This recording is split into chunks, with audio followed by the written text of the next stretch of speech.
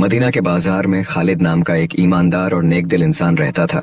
उसके पास धन तो नहीं था, लेकिन उसकी सबसे बड़ी दौलत उसका अल्लाह पर विश्वास था।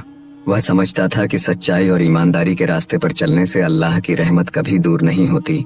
उसके लिए हर सुबह एक नया अवसर था, हर फिराक एक नई चुनौती। वह अपने काम में लगन से जुटा रहा, सोचते हुए कि मेहनत कभी व्यर्थ नहीं जाती। एक दिन खालिद की जिंदगी में कठिन समय आ गया। उसका छोटा सा कारोबार घाटे में चला गया और वह अपने परिवार की जरूरतों को पूरा नहीं कर पा रहा था। खाने के लिए कुछ नहीं बचा था, जबकि उसके घर में बीमार माँ और छोटे बच्चे भूख से तड़प रहे थे। लेकिन खालिद ने हार नहीं मानी। उसने अपने जीवन में हो रही कठिनाइयों को अपने इरादे को कमजोर करने के बजाय सब्र और नमाज के सहारे टकराने का फैसला किया।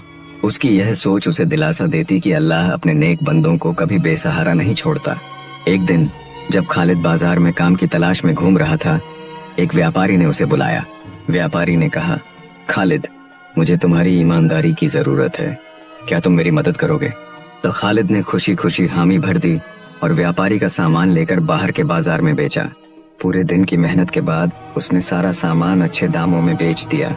जब वह वापस आया, उसने ईमानदारी से व्यापारी को सारी रकम सौंप दी।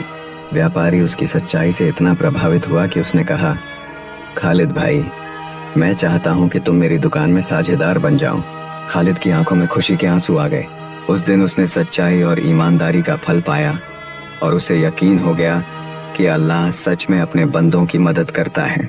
यह कहानी हमें यह सिखाती है कि कठिन समय में हमें ईमानदारी और सब्र का दामन नहीं छोड़ना चाहिए।